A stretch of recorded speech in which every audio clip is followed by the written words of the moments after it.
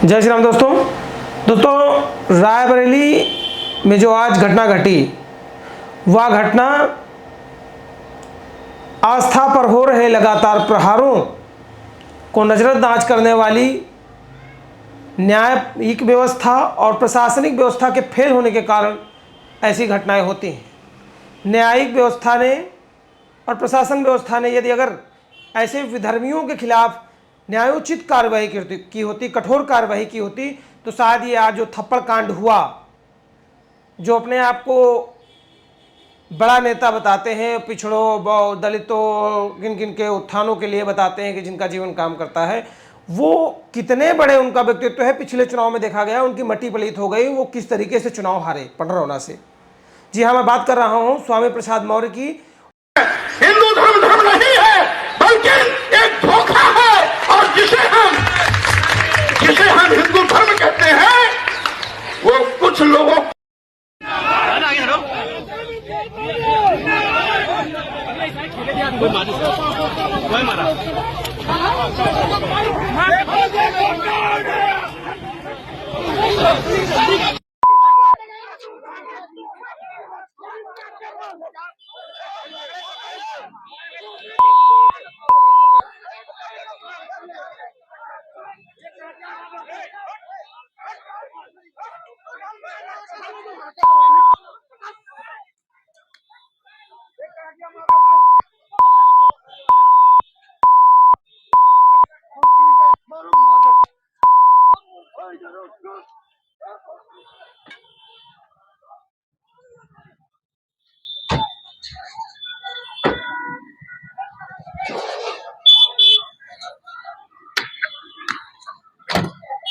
क्या हुआ? क्या कर रहे थे तुम?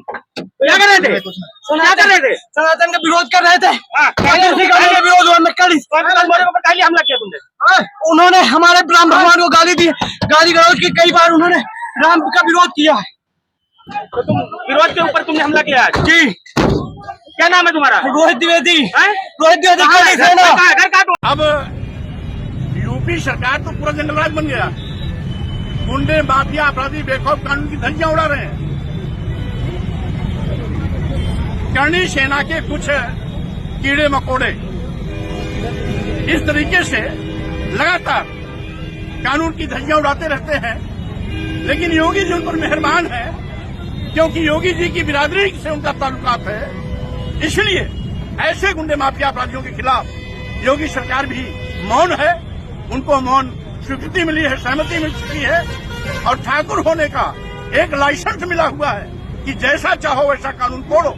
ये करणी सेना के लोग ऐसे ही अराजक तत्व हैं जो उत्तर प्रदेश की कानून व्यवस्था को मिट्टी में मिलाने का काम कर रहे हैं। पुलिस की मौजूदगी में यह मारपीट हुई है। पुलिस जहां मौजूद है फिर भी मारपीट हुई। अब यही गुंडा राज है, यही जंगल राज है, यही उत्तर प्रदेश का जंगल राज आज सबके सर पर चढ़ के बोल रहा है कि पुलिस की मौजूदगी में जब इन गुंडे, माफिया, अपराधियों के हौसले इतनी बुलंद है, तो गैर मौजूदगी में इनका नंगनाच कितना चलता होगा, इसका अंदाजा लगाया जा सकता है। उनको आज रायबरेली में जब अपनी पार्टी के कार्यक्रमों से वो जा रहे थे, तो वहां पर दो युवकों ने, एक रोहित द्विवेदी ने, दूसरा शिवम यादव ने, दो लोगों ने उनको माला पहनाकर थप्पड़ से स्वागत किया उनको।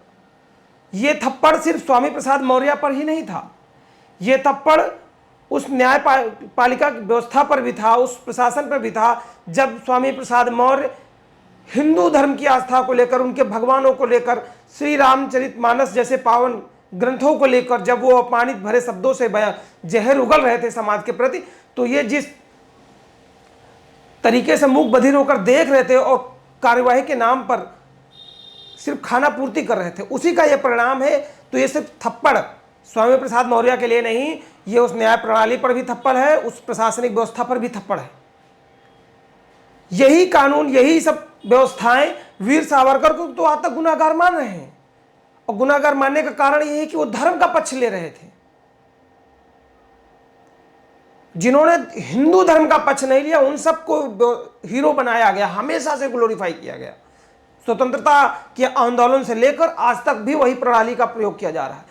बहुसंख्यक हिंदू समाज उसके साथ जब कोई उसके धर्म को लेकर टिप्पणी करता है तो मीडिया भी खामोश हो जाती है, लेकिन समाज को सुधारने को लेकर अगर कोई संत बयान दे देता है तो उसको लेकर तमाम सारी डिबेटें कर दी जाती हैं और उन संतों के खिलाफ एक अघोषित आंदोलन चालू कर दिया जाता है।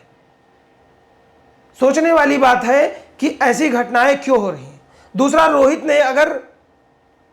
रोहित द्विवेदी ने, शिवम यादव ने अगर कानून को हाथों में लिया तो ये जो तथाकथित संविधान के रक्षक बन के घूमते हैं, जो अपने आप को जन्मना संविधान पुत्र घोषित करते हैं, जिन्होंने कानून हाथ में क्यों लिया? जितनी कार्यवाही शिवम यादव और रोहित द्विवेदी पर बनती है उससे ज्यादा कार्रवाई, चूंकि जिस तरीके से वीडियो में रोहित द्विवेदी को देखा जा रहा है, उसके सर को फोड़ दिया गया, उसका पूरा चेहरा लहूलुहान है, तो पूरा अगर इतना प्रशासन पुलिस प्रशासन मौजूद नहीं होता तो शायद उसकी हत्या कर दी जाती। तो उसको जो मारने के लिए जितने लोगों ने अब कानून को हाथ में लिया, उनके खिलाफ भी प्रशासन, रायबरेली पुलिस से उम्मीद है कि उनके खिलाफ भी उनको चिन्हित कर उनको भी दंडित करवाने का कार्य करेगी, उनके खिलाफ भी FIR दर्ज करेगी। रोहित ने अगर स्वामी प्रसाद मौर्य को थप्पड़ मारा है तो उतना ही अपराध बनता है जितना रोहित को मारा गया है, क्योंकि कानून सबके लिए बराबर है। तो सिर्फ रोहित के खिलाफ ही नहीं, उन तमाम लोगों के खिलाफ भी केस दर्ज होना चाहिए जो पुलिस के हाथों से घसीट कर मार रहे थे।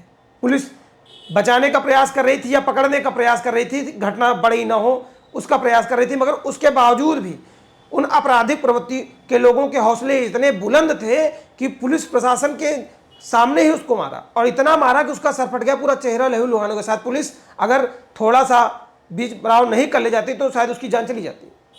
उसको लेकर तमाम तथाकथित जातिवादी नेता स्वामी प्रसाद मौर्य जैसे लोगों का हमेशा समर्थन करते हैं, जो खुले मन से ब्राह्मणों का विरोध करते हैं, सनातन का विरोध करते हैं, भगवान राम के विषय में कहते हैं, रामचरितमानस के विषय में टिप्पणी करते हैं।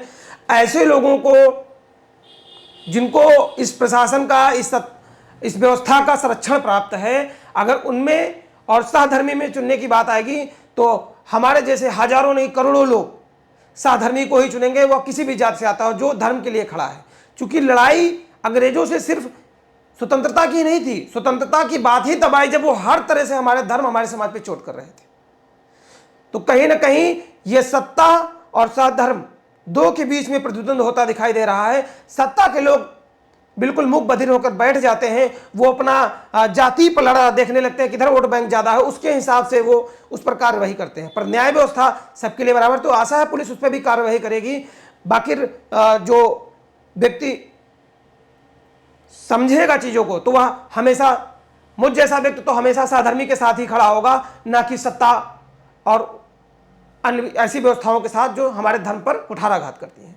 आप इस पर विचार करिए और ऐसे लोगों को जिन्होंने रोहित द्विवेदी पर या शिवम यादव पर हाथ उठाए हैं उन पर भी पुलिस प्रशासन कार्रवाई करेगा, ऐसी हमको उम्मीद है। जय श्री राम।